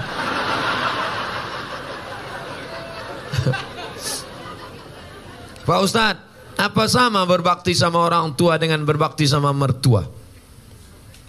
Kau jumpa istrimu itu umurnya berapa? 25 tahun. Selama 25 tahun tuh ngasih makan dia siapa? Bapak sama emaknya. Sedangkan ayam saja tak dikasih orang. Ayam, ikan lele, tak akan dia kasih. Kenapa dia mau mengasih anak gadisnya kepada engkau? Sedangkan kau tak pula ganteng, PKI, pendek kecil hitam. Kenapa dia mau mengasihi kepada engkau? Emakmu sayang padamu karena kau anaknya. Ayahmu sayang padamu karena kau anaknya. Tapi ini bukan emakmu, bukan ayahmu, tapi mau mengasihkan anak gadisnya padamu. Kira-kira mana yang lebih hebat? Orang tua apa mertua? Mertua. Oleh sebab itu jangan kau beda-bedakan. Sayang kau pada makmu, sayang pada mak mertuamu. Sayang kau kepada ayahmu karena dia memberikan anak gadisnya yang the best, yang terbaik. Inilah anak gadisku yang paling cantik. Padahal di kampung tu banyak yang lebih cantik. Tentu anak dia dipujinya. Oleh sebab itu maka yang selama ini tak sayang pada mertua, balik dari pengajian ini mudah-mudahan sayang dia pada mertuanya insyaAllah. Makanya carilah menantu yang soleh, bukan somat.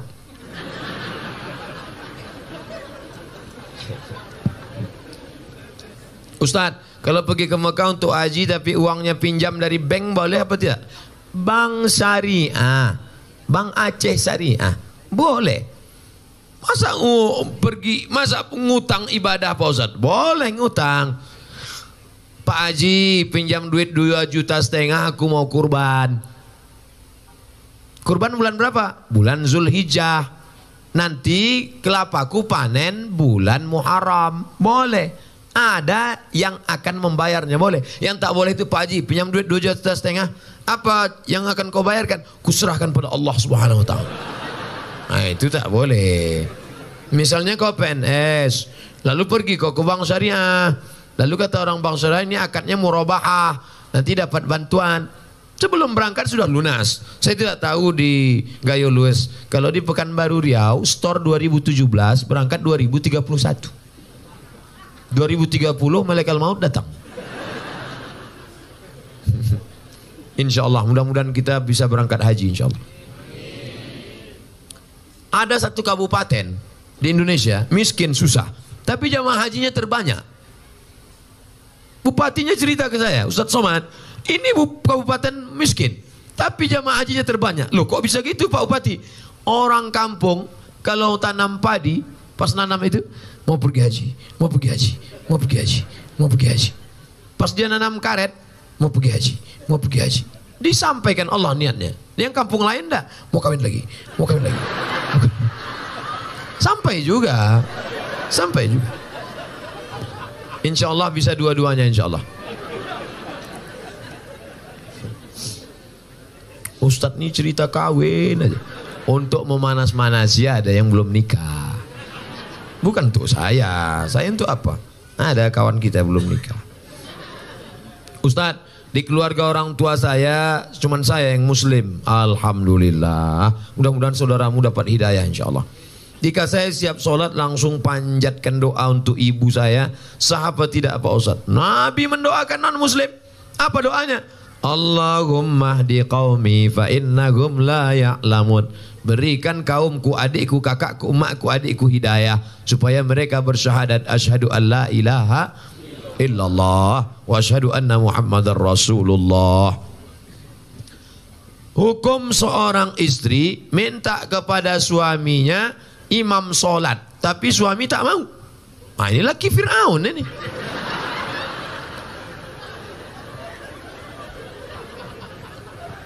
Istri itu tidak meminta, tapi suami yang membangun kan. Suami mengambil air di perciknya ke wajah ibu, bangun.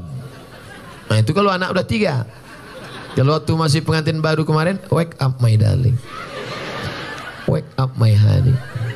Bentang mereka lah sajadah. Usolli sunnatat tahajjud raka'ataini imaman lillahi ta'ala. Allahu akbar. Bismillahirrahmanirrahim. Ar-Rahman 'allamal Qur'an, khalaqal insan, 'allamahul bayan. Mertua di sebelah mendengar suara menantu sholat. Siapa itu bu? Menantu kita. Itulah, mereka baru nikah udah tahajud. Kita udah 30 tahun nikah tak ada tahajud. Siapa menantu kita? Itu yang tamat dari pesantren tahfiz Quran dari Gayo Luas itu.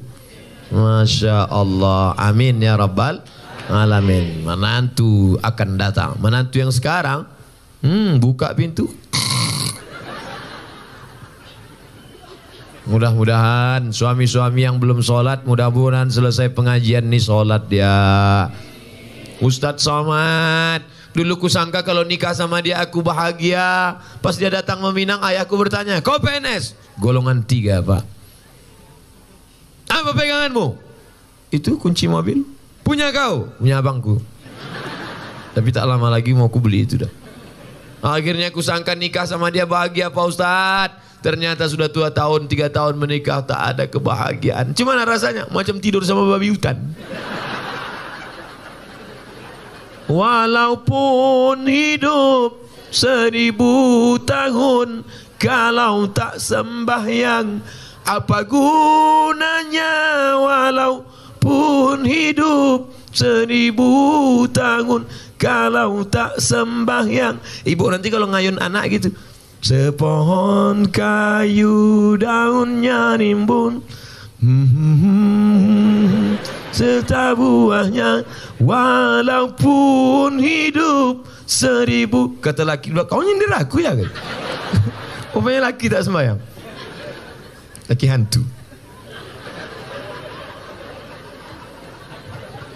Makanya sebelum anak itu menikah dites dulu. Ustadz, anak saya ini dokter, orangnya lembut, baik, jilbabnya panjang, sholat nggak tinggal. Saya takut menantu saya tak sholat. Gimana cara ngetesnya Pak Ustadz? Kata jamaah, menantu ibu itu mana orangnya? Ini Pak Ustadz. Ajak dia jumpa di rumah makan jam 12 besok hari Jumat. Calon mantu, ya bisa kita jumpa jam 12 besok hari Jumat. Mohon maaf ibu calon mertua, siapapun yang mengajak kalau hari Jumat aku mau sholat Jumat, terimalah dia. Tapi kalau kata dia oke, jangan terima. Tapi soal ini tak bisa dipakai lagi karena sudah bocor. Nanti ku kasih soal lain.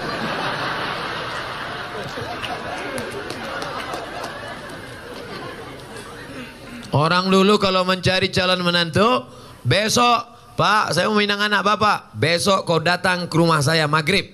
Kenapa disuruh maghrib? Karena mau dibawa ke surau, disuruh azan.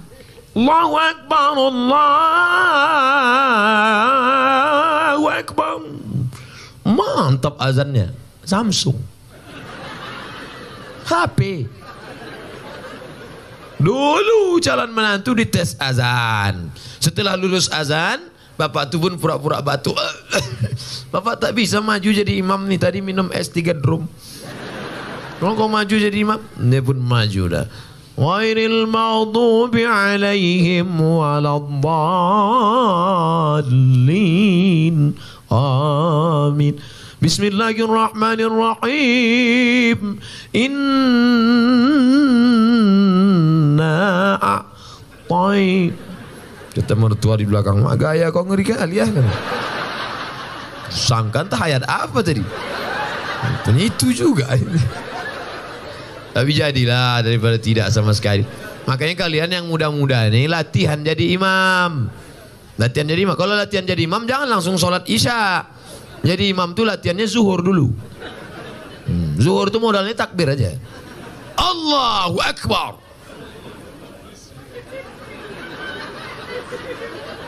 Allahu Akbar. Tapi sami Allah ingat juga. Nah, pula saking groginya Allahu Akbar. Nanti udah agak-agak kuat mental, udah agak-agak siap ready sudah, baru coba maghrib. Jangan langsung subuh. Subuh memang 2 rakaat, tapi kunut panjang.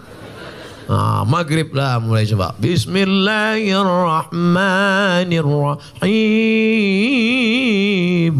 Nah, ini sembahyang apa MTQ? Tapi yang paling enak tuh jadi TNI Polri. Kalau kita TNI Polri, calon mertua mana berani nanya kita kan? Datang kita, kau sembahyang apa tidak? Bukakan aja pistol tuh.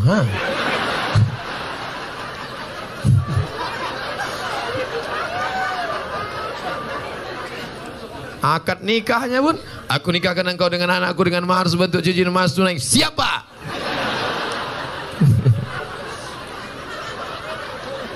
Ustadz Somad yang saya muliakan, ini pertanyaannya bagi saya sangat besar maknanya. Seorang ibu hamil duluan, baru menikah. Bagaimana status anak tersebut? Perempuan yang hamil duluan, baik sebulan, 2 bulan, 3 bulan, 4 bulan, 5 bulan, 6 bulan, 7 bulan, dinikahkan, nikahnya sah. Nikahnya sah. Buka nama kitabnya Al-Fiqhul Islami wa Adillatuh. Nama penulisnya Syekh Wahab Az-Zuhaili dari Suriah, Damaskus. Dekan Fakultas Syariah Universitas Damaskus. Jadi Pak Kua tak perlu nanya, ini berapa bulan? Itu bukan pertanyaan Pak Kua, itu pertanyaan dokter. Nikahkan saja. Aku nikah. Dari bunyi tangan calon mertua itu bisa kau tebak itu sudah hamil duluan apa tidak. Kalau yang belum hamil itu lembut dia. Hai menantuku. Itu belum hamil tuh. Tapi kalau hei menantu, aku nikahkan dengan tunai. Usah aku kesini lagi. Aku pijakkan aja muncung kau. Nah itu udah hamil tuh.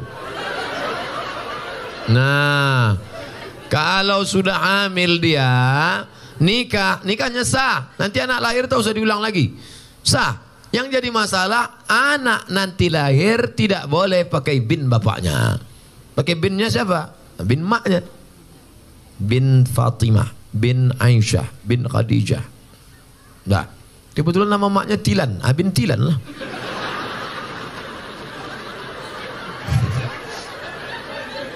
Dua, kebetulan anak ini lahir laki-laki. Anak yang dalam kandungan tadi lahir, anaknya laki-laki. Lahir adiknya sudah itu perempuan. Adiknya perempuan. Adiknya perempuan. Mati ayahnya. Ustaz janganlah kasar kali mati. Mati ayahnya. Adiknya jadi perempuan. Nanti kalau mau menikah, si abang tadi tak bisa jadi wali. Karena hubungan mereka saudara seibu. Saudara seibu tak bisa jadi wali. Tiga, bapak meninggal. Si ayah meninggal. Si anak tak dapat harta warisan. Karena tak ada hubungan nasab. Empat, kebetulan anak pertama tadi anak gadis. Cantik. Dipinang anak lajang. Pas nikah nanti si bapak tak bisa jadi wali. Walinya wali hakim Pak Kua. Banyak sekarang yang ngotot. Saya walinya. Oh tak bisa mas bro. Apa salah saya? Saya kan bapaknya. Tengok wajahnya kan mirip. Mirip tak bisa. DNA tak laku. Salah saya apa? Kau mencoblos sebelum hari H. Tak bisa. Maka jaga anak gadis kita. Makanya kalau datang anak lajang, besok hari Jumat, habis hari Jumat hari Sabtu, hari Sabtu malam Ahad, anak lajang datang bawa motor. Pak, saya bawa anak gadisnya sebentar ya. Jangan. Ustaz Somad sudah ceramah. Aku tak ingin anak ini makan. Sekarang banyak orang tua lebih mau makan di daun daripada makan di pinggan. Sekali tidak, jangan keluar. Melangkah kau dari rumah ini selangkah, tak kuakui kau anak dunia akhirat. Masuk dalam. Sebentar aja Pak. Tidak. Nanti kami belikan bapak mie ayam. Apa lah?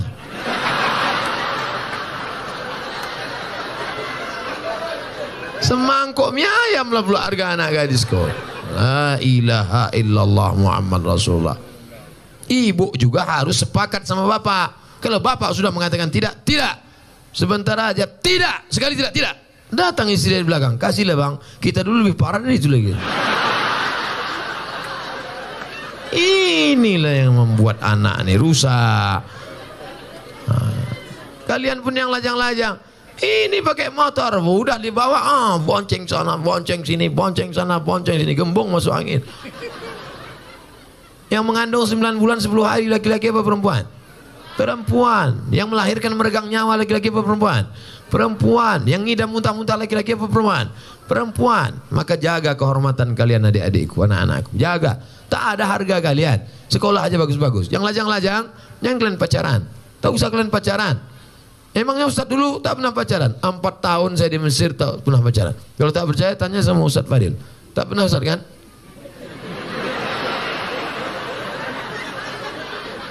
Demi Allah, 4 tahun saya di Mesir, 99, 2000, 2001, 2002, tak pernah pacaran.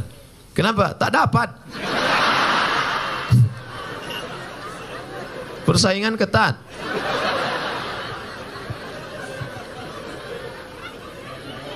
Assalamualaikum. Tapi setelah pulang, selesai saya S1 Mesir, saya lanjutkan S2 Maroko, habis itu saya pulang, 2008 saya pulang, lulus PNS, mengajar, ustadz. Coba tengok komen-komen. Nih lajang-lajang yang asik pacaran.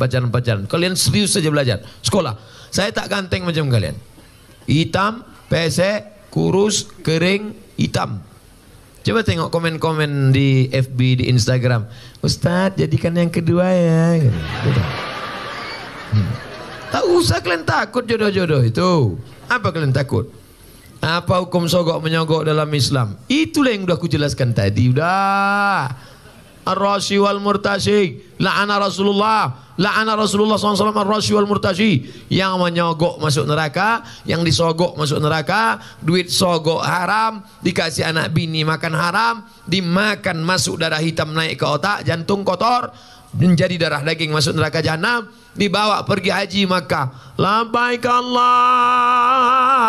labbaik, labbaik la syarika lak labbaik. Apa kata malaikat? La labbaik wala sa'daik. Kau tak dapat haji mabrur karena kau pakai duit sogok. Patutlah balik haji tak ada perubahan. Heran aku nengok Pak Haji ini Pak Ustaz. Dulu sebelum berangkat haji bercelana pendek. Balik haji tak bercelana sama sekali. Tak ada perubahan. La ilaha illallah Muhammad Rasulullah. Kalau udah terlanjur gimana Pak Ustadz? Keluarlah dari PNS. Ustadz ngomong aja enak. Nah, kalian tanya aku jawab. Ustadz, saya punya abang yang menyusahkan orang tua. Menyusahkannya berjudi, mencuri orang tua, menggadaikan kereta. Sebagai adik apa yang saya lakukan? Pulang dari sini, musyawarah engkau sama keluarga. Mungkin otak abangmu ini sudah rusak karena narkoba. Karena orang kalau sudah kena narkoba, jangankan sabu-sabu, putau, pil rohypnol, mix kasbek, vodka. Hafal juga Pak Ustadz nih. Jangan pemakai juga ini dulu. Jangankan itu, lem kambing aja rusak. Anak-anak SMP, anak SD kalau udah kena lem kambing rusak. Berapa banyak ibu-ibu masak pagi tak panas-panas nasi, rupanya tabung gas sudah dijual anak untuk beli sabu-sabu. Otak itu sudah rusak. Ini saya yakin ini abang ini udah rusak otaknya. Kenapa? Karena mau dia pula menyusahkan orang tua, berjudi, mencuri orang tua. Nah, jadi kalian kumpul bersama, cari asal muasal sebab musabah. Oh, dia kena narkoba. Orang kena narkoba jangan malu, bawakan ke BNN, Badan Narkotika Nasional. Ustadz, tolong doakan anak kami. Pak Ustadz, doa apa? Doa narkoba. Saya belum pernah dapat doa Allahumma inni na'udzubika min sabu-sabu. Tak ada. Maka serahkan ke BNN. Nomornya Pak Ustadz, catat nomor BNN. Saya selalu dibawa BNN ceramah. Catat ya. Jangan minta ceramah sama BNN. BNN. Rusak pula HP.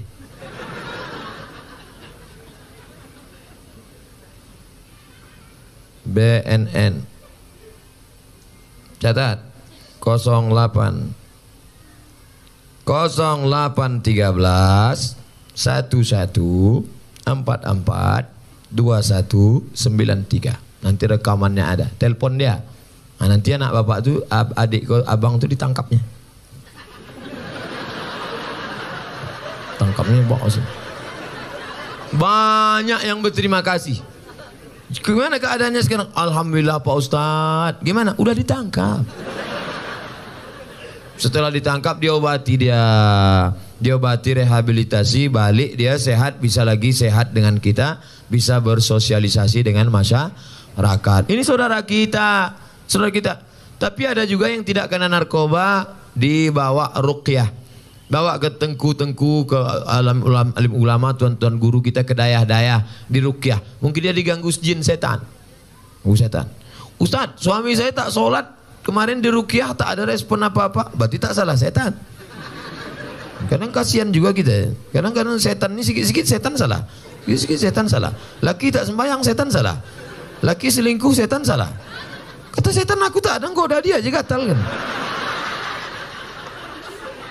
Nanti keluar namanya KPS, Komisi Perlindungan Setan. Saking banyaknya setan disalah-salahkan. Ada bencong LGBT, waktu dibacakan ruqyah, keluar jinnya. Habis itu sehat deh. Itu yang meruqyah namanya Ustadz Saifullah, Ketua Arsy, Asosiasi Ruqyah Syariah Indonesia. Ketuanya Ustadz Junaidi. Setiap provinsi ada di ruqyah. Nah, jadi rupanya ada juga jin itu yang bencong. Masuk dia, begitu masuk melambai dia. Ya. Begitu keluar jin itu sehat. Tapi saya tak bisa ruqyah. Jadi ruqyah ini ada ustadz-ustadznya. Kadang kita ini ayatnya hafal, pas kita baca jin itu tak mau keluar. Allahu la ilaha illa huwal hayyul qayyum, la ta'khudhuhu sinatun wa la naum. Hai jin, keluar. Tak mau kata dia. Keluar. Tak mau. Keluar. Masa setan ngusir setan gitu. Rupanya perbuatan kita 11-12 sama dia. Pak Ustadz, saya sering memikirkan sesuatu dan tak khusyuk sholat. Bagaimana itu Pak Ustadz? Kata Syekh Ali Tontawi, menjaga khusyuk sholat itu syaratnya 5. Yang pertama, Waktu wudu jangan bercakap. Hidupkan air kerana air, basuh tangan, hakikatnya keluar dosa dari tangan. Kumur-kumur, keluar dosa dari mulut. Basuh muka, keluar dosa dari kelopak mata. Basuh tangan, keluar dosa dari tangan. Basuh kepala, keluar dosa dari lubang telinga. Basuh kaki, keluar dosa dari kaki. Jadi jangan cakap. Sekarang banyak orang sedang berwudu cakap. Itulah aku bilang jangan. Ini sekarang memang jatuh tuh ya. Mana lah? Kita tak karet aja. Kau tak peduli dia. Ini jelas kan? Itu jadi bercakap sama dulu. Makanya waktu berwudu itu jangan cerita dunia. Nah, habis berwudu dari tempat wudu ke tempat sholat tak boleh tasbih. Tasbih itu menjalin dari jemari. Retak. Tak boleh. Makanya jangan tasbih. Tak boleh tasbih. Tasbih. Gimana kabarnya anak saya dengan subhanallah.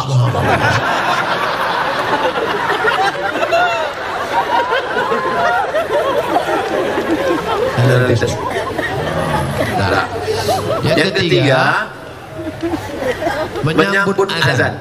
Allahu Akbar, Allahu Akbar, Allahu Akbar.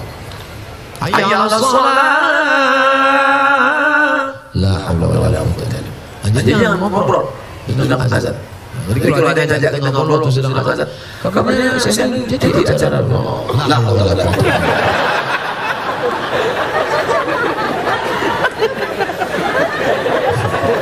Yang keempat, sholat itu membaca, namanya qiraah, bukan merenung, membaca. Maka dibaca. Inna sholati wa nusuki la syarika lahu.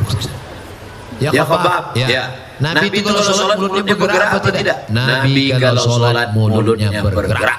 Dari mana kau tahu mulut Nabi bergerak? Bitirabi hayati, ku tengok jenggotnya bergoyang. Kenapa jenggotnya bergoyang? Karena dagunya bergoyang.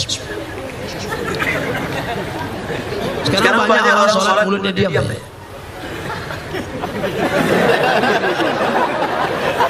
Apa dipikir? Nah, yang terakhir yang kelima, fahami bacaan, connect antara mulut dengan qalbu, hati.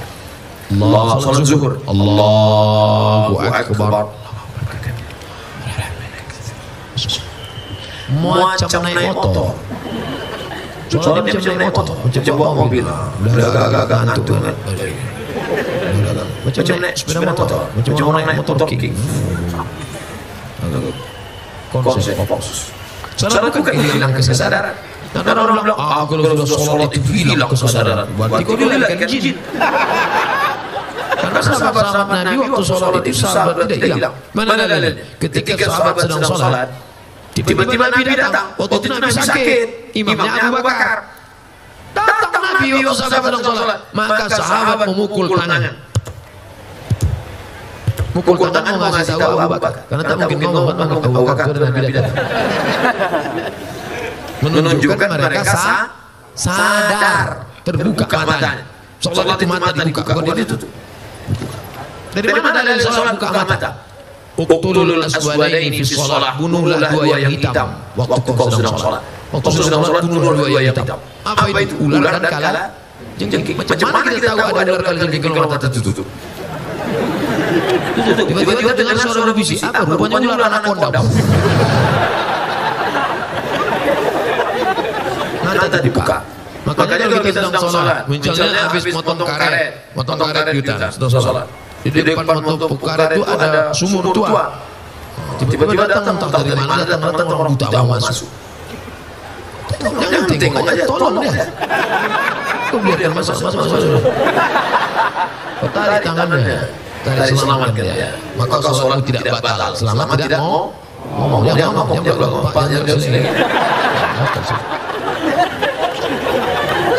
sholat bukan kehilangan kesadaran. Siapa bilang sholat kehilangan kesadaran? Sholat sadar tidak hilang. Kita tetap sadar. Tapi konek baca at-tahiyatul mubarakatuh, salawatut thayyibatullah. Assalamu alayka ayyuhan nabiy wa rahmatullahi wa barakatuh. Wassalamu alayna wa ala ibadillahis shalihin. Asyhadu an la ilaha illallah wa asyhadu anna Muhammadar Rasulullah. Allahumma shalli ala sayyidina Muhammad wa ala ali Muhammad kama shallaita ala Ibrahim sampai Bismillahirrahmanirrahim innaka Hamidum Majid.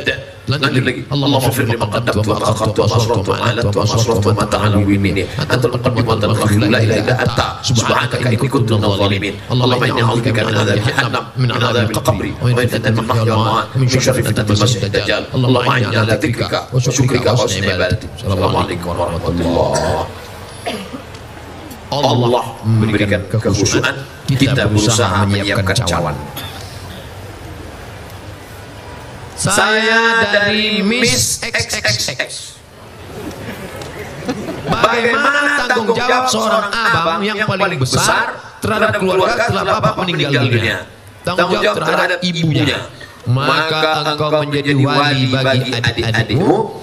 Tugas bapak mesti kau mengembannya. Laki-laki, kewajiban kalian kepada perempuan ada 5. Perempuan, hak kalian kepada laki-laki ada 5. Pertama, kasih makan. Ibu mau makan.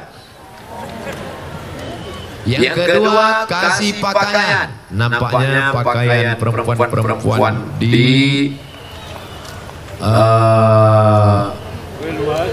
gaya luas. Karena di tempat lain banyak perempuan yang tidak dikasih lakinya pakaian. Dikasihlah rok pendek, ditarik ke atas buka ke bawah. Ada juga yang rok panjang resleting belum pasang. Panjang rok tidak pasang, masa lewat buka. Saya tidak nengok, tampak. Kewajiban kalian pertama kasih makan. Yang kedua kasih pakaian. Yang ketiga kasih tempat tinggal. Yang keempat kasih pendidikan. Kalian kasih didik adik-adik kalian. Mak tak usah lagi mendidik, tapi mak juga bawa pengajian. Mak jangan dididik. Kalian yang punya ayah sudah meninggal, tinggal mak, jangan mak pula kalian didik. Balik dari sini, mak dulu sini mak. Assalamualaikum warahmatullahi wabarakatuh. Begitu. Bawa dia pengajian mak. Ini ada pengajian ini, mak ikut nanti ya. Aslinya kalian mendidik istri, tapi karena tak sanggup bawa dia pengajian. Yang kelima, perhatikan dia. Sekarang banyak perempuan yang kurang perhatian, akhirnya mencari kalau nampak perempuan pakai gelang kaki sampai 2 biji, kalau berjalan rincing, itu kurang perhatian. Ingin diperhatikan orang. Makai ini sampai macam bunuh kontrak. Kalau sekedar ikat rambut tak apa-apa. Perempuan yang rambutnya agak panjang, diikatnya pakai karet gula, karet minyak goreng. Ikat. Dan lalu agak apa sedikit tak apa-apa. Karena kalau tidak diikat nanti pas buka disangka lagi sendal bolong. Sekedar diikat tak apa-apa. Tapi ada orang mencari perhatian sampai tinggi ke atas. Pernah kan ada nengok perempuan tinggi ke atas? Dipakai pula tumit 15 cm. Dia yang memakai, kita yang takut jatuh. Pas pergi undang, nengok dia lewat, tinggi tumit segini. 3 kali jatuh. Nah, oleh sebab itu maka ini banyak perempuan-perempuan yang kurang perhatian. Banyak pula perempuan ketika di rumah macam hantu, di luar rumah macam artis. Ustaz tahu dari mana? Pernah saya datang ke rumahnya. Tak kenal saya. Ini siapa? Rupanya topeng berbuka. Inilah alis mata dicukur. Habis gundul. Macam hutan lindung kena potong. Paksalah pakai spidol whiteboard. Sampai di tempat undangan gulai tadi pedas pula. Kipas mati. Keringat meleleh lah. Makanya kalau mau pakai spidol yakinkan itu permanen. Ini whiteboard meleleh lah. Panas yang ini. Iya. Orang senyum awak senyum. Yang disenyumkan orang awak. Balik ke rumah jam 9 malam listrik mati. Assalamualaikum bang. Abang buka pintu. Allahu la ilaha illallah. Malam Jumat pula. La ta'khudhuhu sinatun wa la nawm lahu ma fis samawati wa ma fil ardi man dhal ladzi yashfa'u wa la ya'uduhu hifdzuhuma wa huwal 'aliyyul 'azim. Kenapa hantu ni tak pergi? Bini abang. Inilah gara-gara bini tak mengaji. Tapi insya Allah di Gayo Lues tak ada ini, tak ada. Soleh-solehah semua insya Allah. Coba tengok jilbabnya panjang, jilbab panjang. Anak kecil aja berjilbab. Tengok anak kecil, anakku berjilbab, jilbab panjang. Anak kecil yang nampak cuma dua, muka sama tapak tangan. Anak kecil berjilbab. Ini di tempat lain dipakailah celana sempit, celana jeans, ngonjerit pak. Tolong gitu. La ilaha illallah. Dipakai pula senam pagi di kantor. Banyaklah pegawai kantor tu error. Di dalam tubuh yang sehat terdapat otak yang cacat. Pagi-pagi instruktur senam, teng teng teng teng teng teng teng teng teng teng. Badannya tak ada bergerak, biji matanya nih. Apa tak error? Na'udzubillah. Mudah-mudahan terpelihara kita dari maksiat-maksiat insyaallah.